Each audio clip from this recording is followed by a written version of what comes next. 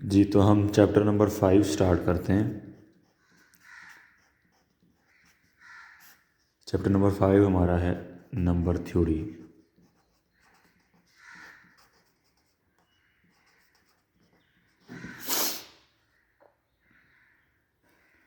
Number theory की definition है the branch of mathematics which deals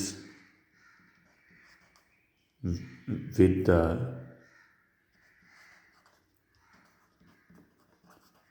study of set of integers and their properties. Mathematics की ऐसी branch जो कि integers और उनकी प्रॉपर्टीज़ से डील करती है, उस ब्रांच को हम नंबर थ्योरी कहते हैं। इसमें हम जो भी चीज़ डिस्कस करेंगे वो सारी सेट ऑफ इंटीजर्स के गिर्द घूमेगी।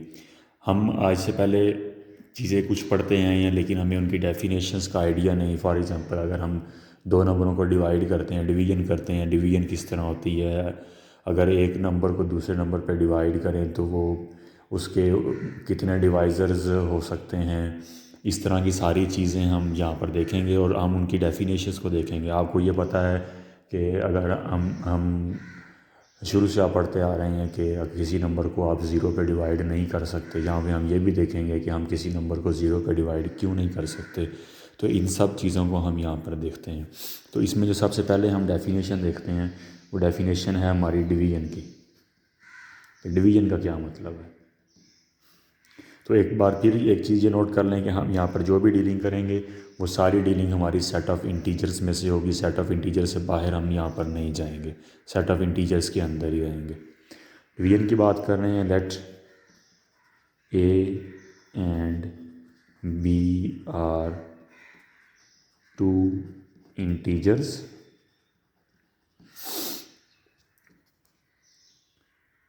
Where a is not equal to zero. A zero के इक्वल नहीं है, बी ज़ीरो हो सकता है। We say that a divides b, a b को डिवाइड करता है। जैसे two divides four, two four को डिवाइड करता है। ए डिवाइड्स बी, ए बी को डिवाइड करेगा इफ़ देयर एग्जिस्ट सी, अगर हमें एक तीसरा नंबर सी मिलता है और ये सी कैसा हो, ये सी इंटीजर्स में से हो और ये सी ऐसी कंडीशन को पूरा करता हो such that B is equal to A C. ये डेफिनेशन है इंटीजर की। एक नंबर दूसरे नंबर को डिवाइड करेगा अगर आपको एक तीसरा नंबर मिले जो कि इस इक्वेशन को सेटिस्फाई करता हो, तो ये ए डिवाइड्स बी करेगा और इसकी नोटेशन क्या होगी? Denoted by a divides b, मतलब बी ओवर ए। ये जो आपकी पुरानी नोटेशन डिवीजन की है इसको हम ऐसे भी लिखते हैं A divides B, B over A या ए डिवाइड्स बी, इन दोनों का जो मतलब है, इन दोनों का मतलब एक ही होगा। एग्जाम्पल से देखते हैं। 3 डिवाइड्स 7, क्या 3 7 को डिवाइड करता है? डेफिनेशन अप्लाई करें। 3 7 को कब डिवाइड करेगा? 3 divides 7 if there exist C such that 7 is equal to 3 into C. और ये सी कहाँ से होना चाहिए? ये सेट ऑफ इंटीजर्स में से होना चाहिए। अगर हमें एक ऐसा नंबर मिल जाता है जिसको 3 से मल्टीप्लाई करें और आंसर आए 7 और वो नंबर इंटीजर्स में से हो तो 3 7 को डिवाइड करेगा। और हमें पता है कि हमें ऐसा कोई नंबर भी सेट ऑफ इंटीजर्स में से नहीं मिलेगा जिसको हम 3 से मल्टीप्लाई करें तो हमें आंसर 7 मिले। So we can not find such c, so 3 does not divide 7, 3 7 को डिवाइड नहीं करता। एक और एग्जांपल देखते हैं। दूसरी एग्जांपल है हमारे पास, चेक करते हैं। 3 डिवाइड्स 12, क्या 3 12 को डिवाइड करता है? तो 3 divides 12 if there exist C belongs to Z such that 12 is equal to 3 into C। अगर हमें एक ऐसा C मिल जाए जिसको हम 3 से मल्टीप्लाई करें और आंसर 12 आए, और वो हमें पता है कि वो C 4 के इक्वल होगा, सो 3 12 को डिवाइड करेगा। ठीक है, ये डिवीज़न की डेफिनेशन है। और हम लेक्चर के स्टार्ट में मैंने बात की थी कि हमें यहाँ पर पता चलेगा कि हम किसी नंबर को 0 पे डिवाइड क्यों नहीं कर सकते। वो इस वजह से नहीं कर सकते कि हमारे पास जो डिवीज़न की डेफिनेशन है, डेफिनेशन क्या है कि जो आपके पास डिवाइज़र होगा वो डिवाइज़र नॉन ज़ीरो होना चाहिए। तो ये हम प्री डिफाइंड है ये चीज़ कि डिवाइज़र नॉन ज़ीरो होना चाहिए। इसीलिए अगर आप कैलकुलेटर पर भी किसी नंबर को ज़ीरो पे डिवाइड करते हैं तो वो आगे से आपको मैथ एरर दे देता है। वो मैथ एरर इसीलिए दे देता है कि जो आपके पास डेफिनेशन है डिवीज़न की, वो डेफिनेशन डिवाइज़र का ज़ीरो होने को सेटिस्फाई नहीं करती। नेक्स्ट हम एक फार्मूला देखते हैं कि अगर हमारे पास दो नंबर हैं, एक नंबर डी है और एक नंबर है एन, हमने ये देखना है कि एन तक, एन से ज़्यादा नहीं, एन तक कितने नंबर ऐसे हैं जो कि डी से डिविजिबल हैं। यानी फॉर एग्ज़ाम्पल मेरे पास डी है 3, एन है 10। मैं ये देखना चाह रहा हूँ कि इस 10 तक कितने नंबर हैं जिनको 3 डिवाइड करता है। बात समझ रहे हैं? हम ये देखना चाह रहे हैं 10 तक कितने नंबर्स इंटीजर ऐसे हैं जिनको 3 डिवाइड करता है, वो हमने चेक करना है। तो उसके लिए हम यूज़ करेंगे bracket function, use of bracket function, या इसका जो दूसरा नाम है फ्लोर फंक्शन। यानी हम यहाँ पर ये देखना चाह रहे हैं, let n and d be positive integers, how many positive integers not exceeding n are divisible by d। n और d दो पॉजिटिव इंटीजर है। हम ये देखना चाह रहे हैं कि n तक कितने इंटीजर्स हैं जो कि d से डिविजिबल हैं। जिन d से डिविजिबल का मतलब कि n तक कितने इंटीजर ऐसे हैं जिनको d डिवाइड करेगा। तो उसके लिए मैंने पहले बताया कि हम ब्रैकेट फंक्शन का यूज़ करेंगे कि n को d पर डिवाइड कर लें और इसका फिर ब्रैकेट फंक्शन फाइंड कर लें या इसका फ्लोर फंक्शन फाइंड कर लें। तो ये जो आंसर आएगा, इतने इंटीजर ऐसे होंगे जिनको d डिवाइड करेगा। फॉर एग्ज़ाम्पल n है मेरे पास 200 और d है 11। मैं यहाँ पर यह देखना चाह रहा हूँ कि 200 तक कितने इंटीजर्स को 11 डिवाइड करता है। तो क्या करें, क्या फाइंड करना है हमने? 200 तक कितने इंटीजर्स को 11 डिवाइड करता है। तो 200 डिवाइडेड बाई 11 का ब्रैकेट फंक्शन ले लें, तो ये आ जाएगा ऑलमोस्ट 18.18 का ब्रैकेट फंक्शन। 18.18 का ब्रैकेट फंक्शन की क्या डेफिनेशन होती है? Greatest integer but not greater than x। तो ये 18 आ जाएगा। यानी 200 तक 8 इंटीजर्स ऐसे हैं जिनको 11 डिवाइड करता है। ठीक हो गया। तो अगर आप कोई भी नंबर है, आप देखना चाह रहे हैं कि उस नंबर को एक नंबर डिवाइड कर रहा है या डिवाइड नहीं कर रहा, लेकिन आप ये देखना चाहते हैं कि वहाँ तक वो कितने और इंटीजर्स को डिवाइड करेगा, तो जस्ट क्या करें, ग्रेटर को लोअर पे डिवाइड करके आप उसका ब्रैकेट फंक्शन फाइंड कर लें, तो उससे आपको पता चल जाएगा कि कितने इंटीजर्स होंगे। जी, तो नेक्स्ट हमारे पास कुछ प्रॉपर्टीज़ हैं डिवीजन की, थ्योरम है, इनको हम डिवीजन की प्रॉपर्टीज़ भी कहते हैं, वो हम देखते हैं। Let a b c are integers where a is not equal to 0, then पहली प्रॉपर्टी है, if a divides b and a divides c, then a divides b plus c। A b को डिवाइड करता है, ए सी को divide करता है, तो ए इन दोनों के सम को भी डिवाइड करेगा। दूसरी property, if a divides b and b divides c, then a divide C. A b को डिवाइड करता है, बी सी को डिवाइड करता है, तो ए सी को डिवाइड करेगा। इस प्रॉपर्टी को कहते हैं ट्रांजिटिविटी, ये ट्रांजिटिव प्रॉपर्टी है।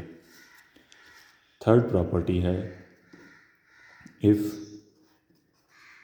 ए divides B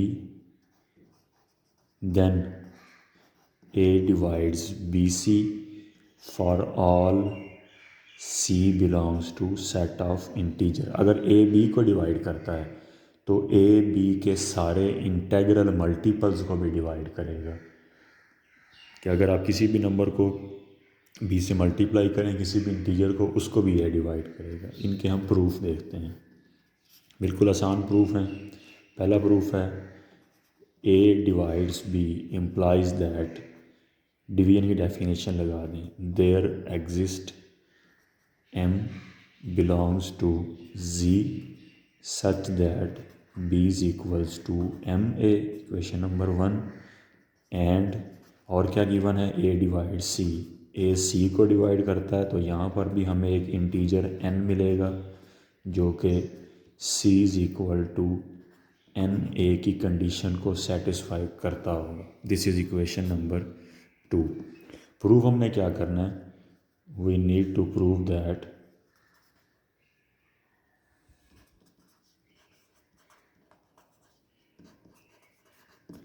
A divides B plus C। A B और C के सम को डिवाइड करता है, तो 1 और 2 को ऐड कर दें।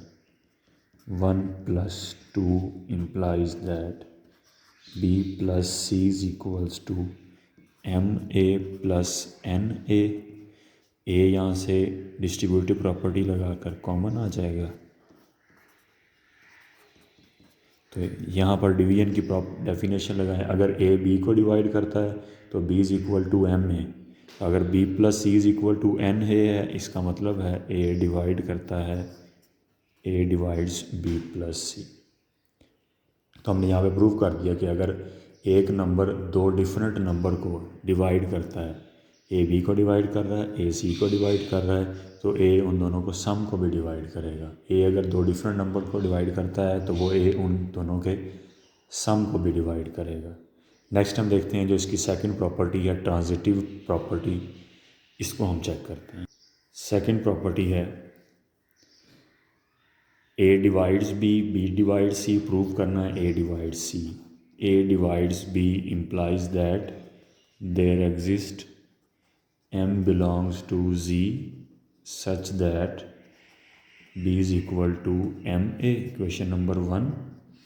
और दूसरी चीज़ हमें गिवन है, also B divides C, this implies that there exists N belongs to Z such that C is equal to N into B लिख लें या B into N लिख लें, सेट ऑफ इंटीजर से हैं, कम्यूटेटिव लॉस पे hold करता है। This is equation number 2। इस बी की वैल्यू को यहाँ पर पुट कर दें, फ्रॉम 1 एंड 2, 1 और 2 की हेल्प से बी की वैल्यू इधर पुट की, C is equal to N into M A, N M belong into A. अब एन हमने यहाँ पर लिया हुआ है सेट ऑफ इंटीजर्स से, एम भी लिया हुआ है सेट ऑफ इंटीजर्स से। दो इंटीजर्स को अगर हम मल्टीप्लाई करते हैं तो आंसर दोबारा सेट ऑफ इंटीजर्स में से आता है। तो ये एन एम ये बिलोंग कर गया सेट ऑफ इंटीजर्स में से। तो ये फिर वही डेफिनेशन बन गई डिवीजन की, ए अगर बी को डिवाइड कर रहा है तो B is equal to M में, C is equal to N M into A आ रहा है। तो इसका क्या मतलब हुआ, जो ए है ये डिवाइड करता है सी को। तो ए बी को डिवाइड कर रहा था, बी सी को, जैसे 2 4 को डिवाइड करता है, 4 8 को डिवाइड करता है, ठीक है। तो 2 4 को डिवाइड कर रहा है एंड 4 8 को डिवाइड कर रहा है। तो जो 2 होगा ये 8 को भी डिवाइड करेगा। तो यही प्रॉपर्टी हमने यहाँ पर ये प्रूव की। थर्ड की तरफ चलते हैं।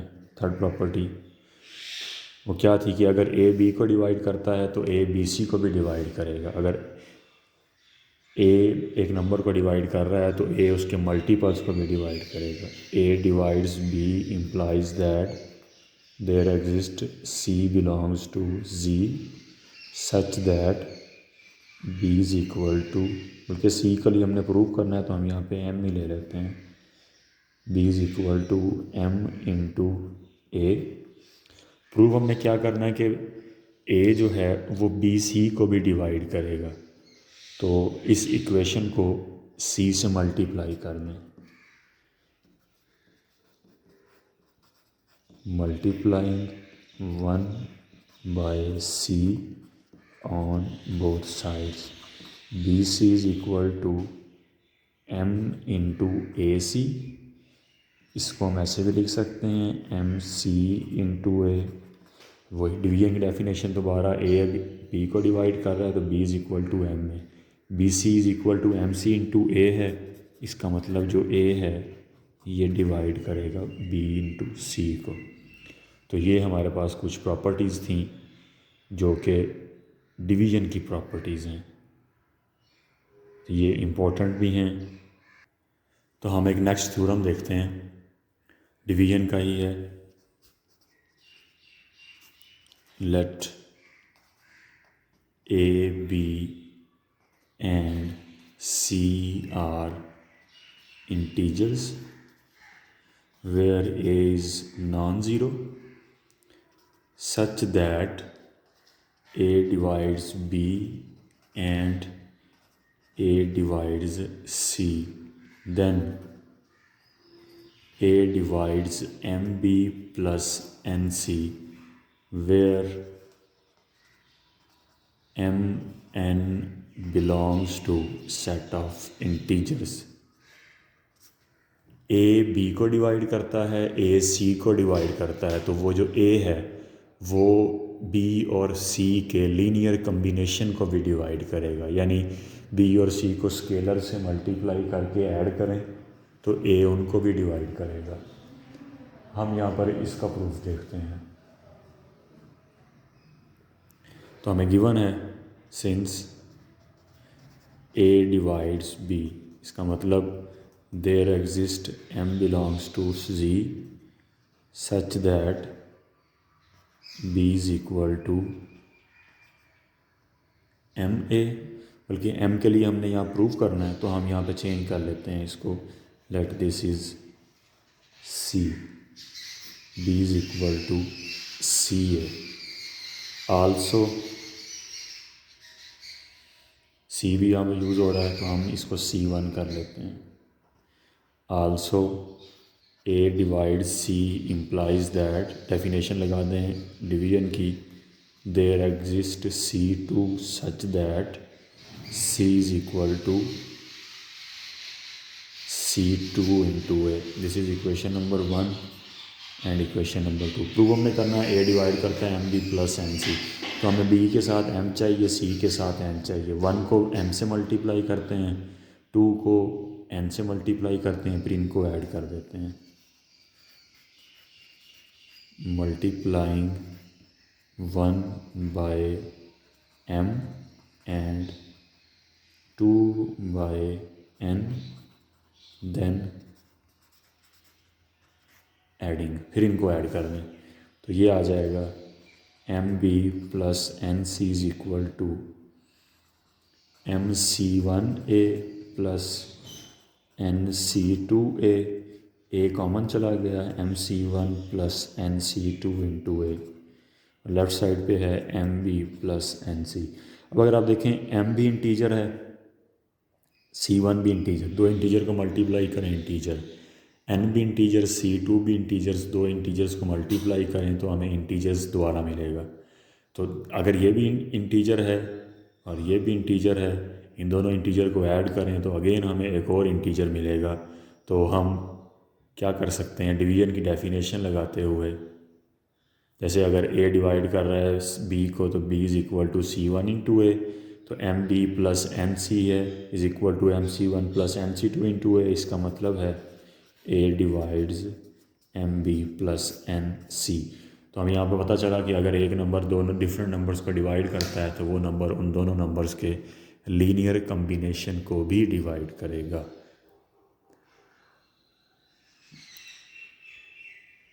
हाँ जी, तो नेक्स्ट हम देखते हैं डिवीजन एल्गोरिदम। ये आपने छोटी क्लासेस में पहले ही पढ़ा होगा इस चीज़ के बारे में, यहाँ पे हम इसको दोबारा देखते हैं डिवीजन एल्गोरिदम क्या होता है। हम इसके एग्जांपल से देखते हैं। फॉर एग्जांपल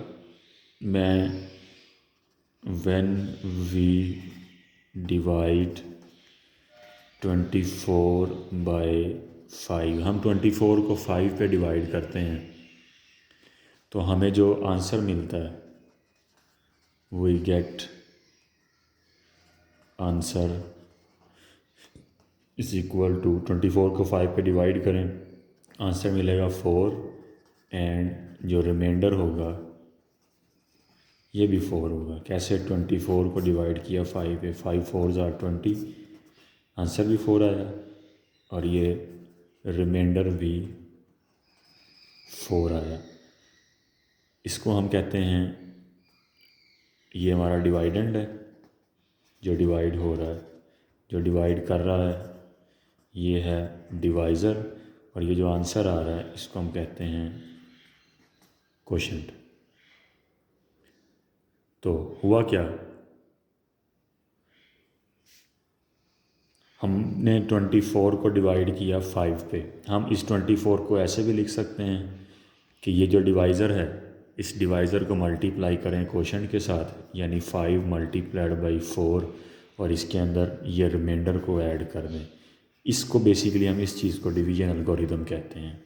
यानी जो डिवाइडेंड होगा, dividend is equal to divisor multiplied by quotient plus remainder. इस एल्गोरिदम को हम डिवीजन एल्गोरिदम कहते हैं, और इसका कोई प्रूव करने का ज़रूरत नहीं है, हमें ये सामने नज़र आ रहा है कि ये किस तरीके से है। जैसे हम इसकी एक और एग्जांपल लें कि अगर 101 is divided by 11, find quotient and remainder. Quotient and remainder find करें जब 101 को 11 पे डिवाइड करते हैं। तो 101 को जब हम डिवाइड करते हैं, when 101 is divided by 11 into 9 99 आ जाएगा। द कोशेंट इज़ 9 और जो रिमाइंडर है, रिमाइंडर इज़ 2। यानी 101 को हम लिख सकते हैं, डिवाइज़र है 11, कोशेंट है 9 प्लस रिमाइंडर। इस तरीके से हम इसको लिख सकते हैं। तो ये हमारे पास बन गया डिवीजन एल्गोरिदम। तो बेसिकली हम डिवीजन एल्गोरिदम को शो करते हैं A is equal to N Q plus R से, या इसको हम ऐसे भी शो करते हैं A is equal to D Q plus R. A क्या है? डिवाइडेंट, डी डिवाइज़र, क्यू है कोशेंट और आर है रिमाइंडर। तो ये बेसिकली हमारा सारा डिवीजन एल्गोरिदम है। तो ये जो एक्सरसाइज है 5 चैप्टर की 5.1, इसका आप क्वेश्चन नंबर 1 भी कर सकते हैं। अब 1 में यही बताना है आपने कि कोशेंट और रिमाइंडर फाइंड करें जब आपको बताया जा रहा है कि एक नंबर को हम दूसरे नंबर पर डिवाइड कर रहे हैं। तो ये आपने क्वेश्चंस करने हैं। एक क्वेश्चन हम एक्सरसाइज में से उठा के कर लेते हैं। एक्सरसाइज 5.1 क्वेश्चन नंबर 1 का सेकंड पार्ट देखें। Find the quotient and remainder when -111 is divided by 11। -111 को 11 पे डिवाइड करना है तो रिमाइंडर और कोशेंट बताएं कि क्या आएगा। तो ये माइनस का कोई इशू नहीं है। -11 को 111 को 11 पे हमने डिवाइड करना है तो आंसर हमें क्या मिलेगा ये हमने बता। इसको करने के 2 तरीके हैं। पहले हम एक तरीका देखते हैं जो कि एट द एंड हम उसको गलत करेंगे। वो क्या है कि -111 को हम ऐसे लिख सकते हैं 11 इंटू -10 -1, ये -111 बन जाएगा। तो यहाँ पर जो कोशेंट है ये -10 के इक्वल है और जो रिमाइंडर आ रहा है ये -1 है। ये पॉसिबल नहीं है। क्यों पॉसिबल नहीं है? क्योंकि बिकॉज जो कोशेंट और रिमाइंडर होते हैं, quotient and remainder are always positive. ये दोनों पॉजिटिव होते हैं। यहाँ पर कोशेंट भी नेगेटिव है और रिमाइंडर भी नेगेटिव है। तो ये वाला तरीका ठीक नहीं है। तो हमें क्या करना पड़ेगा, हम ज़रा इससे आगे की तरफ जाते हैं कि -10 नहीं लिखते यहाँ पे, हम -11 लिखते हैं। 11 इंटू -11 ये बन जाएगा -121।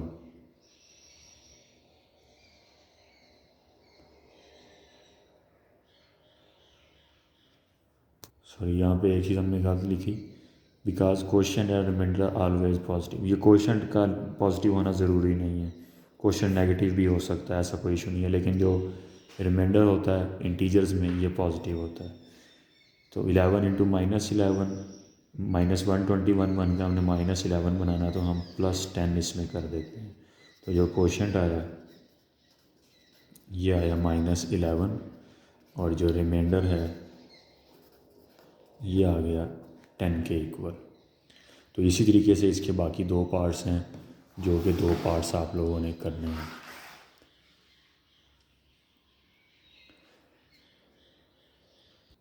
इस एक्सरसाइज का क्वेश्चन नंबर 2 देखें। क्वेश्चन नंबर 2 बेसिकली एक थ्योरम ही है। Let a b c belongs to set of integers where a c are non zero such that AC divides BC. Show that A divides B. A B C 3 integer हैं। A भी non zero है, C भी non zero है। AC BC को divide करता है तो show करना है कि A B को डिवाइड करेगा। अब हमें क्या गिवन है? Given that AC divides BC। Division की डेफिनेशन लगाएं। This implies that there exist M belongs to Z such that BC is equal to M into AC। अब हमें C गिवन है कि ये नॉन ज़ीरो है, इसका मतलब है हम इस C पर डिवाइड कर सकते हैं। As C is non zero so dividing by C on both side. तो C इस C से cancel, B is equal to MA। तो यहाँ पर अगेन डिवीजन की डेफिनेशन लगाएं तो हमें मिल जाएगा कि A divides B। A divides B की यही डेफिनेशन होती है कि there exist an integer M such that B is equal to MA। तो ये हमारा आज का लेक्चर था। इसको आप लोग देखें।